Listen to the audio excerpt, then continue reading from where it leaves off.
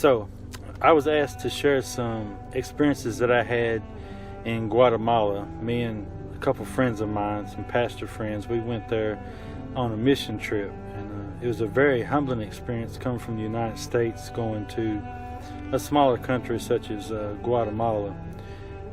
We went to El Cruzadero, Guatemala, a small town on the edge of Belize and Guatemala.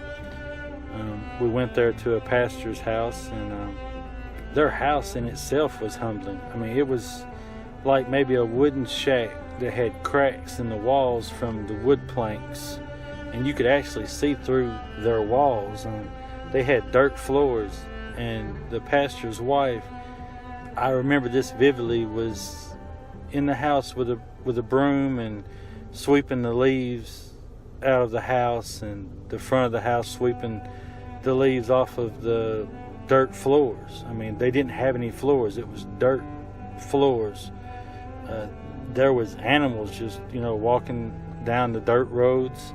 They had chickens and turkeys and things like that, and they pretty much provided us with what they would serve at weddings. They killed one of the turkeys and cooked it and had rice and things like that. But I just remember the kids, they all pretty much wore the same type of clothing, and the electricity that they had there, they had it maybe 4 hours. I think it was like from 5 to 9. And once that period was over, there was no electricity earlier in the day or later in the day. And I just remembered that when they turned out the lights there at night, every dog in the neighborhood started barking. I mean, it was a barking palooza. They allowed us to sleep in a building where they stored corn. Where we were sleeping at, there was corn on both sides of the room. There was like a wall here and a wall there, and there was corn on either side. And I just remember my friend waking up in the middle of the night because a rat had ran across his face.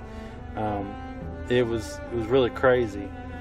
And I remember we went up a road a little ways from outside of this village, and we walked up this hill. And so as we're walking up the hill, I start seeing a building, a little small building structure, and it was a hut. The walls were made out of mud, and the ceiling was made out of some kind of wheat or straw, like maybe you'd feed horses.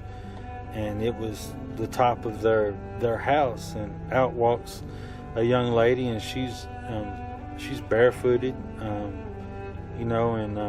it was just a humbling experience to see how these people lived. And one other thing that stuck out to me was, as we was there, what they used as bathroom facilities.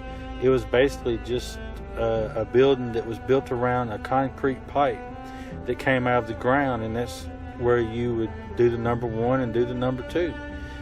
That was very humbling and very kind of a culture shock to have to put that much effort into going to the bathroom. And as we was there too, the way that we bathed, we went to the river. There was a river that ran through the front part of the town, and as we're out there bathing, there was women out there washing dishes. There was women out there washing clothes. There was other men out there, bathing, and that was kind of a culture shock. Just everybody's out in the open bathing and washing dishes, washing clothes. There was cows out there at the same time, and I just remember their cows having really long ears, like a rabbit. That was kind of weird as well. And just the water there, for us as Americans, is probably undrinkable. I remember getting very, very sick, had diarrhea and throwing up at the same time from drinking their water. And I was sharing my drinks and things with the young kids because they were not privileged enough to have soft drinks and things like that. And I believe that might be part of the reason why I got sick as well. But as I said, it was just a very humbling experience to see the way that they live. And some of the people there would walk a mile or maybe more just to get to church. So we need to be very, very thankful for the place that we live at and the place that God has put us, because He's put us here for a reason. So let's use what we got to help somebody else. Y'all have a good day, and God bless. Thank you. Bye-bye.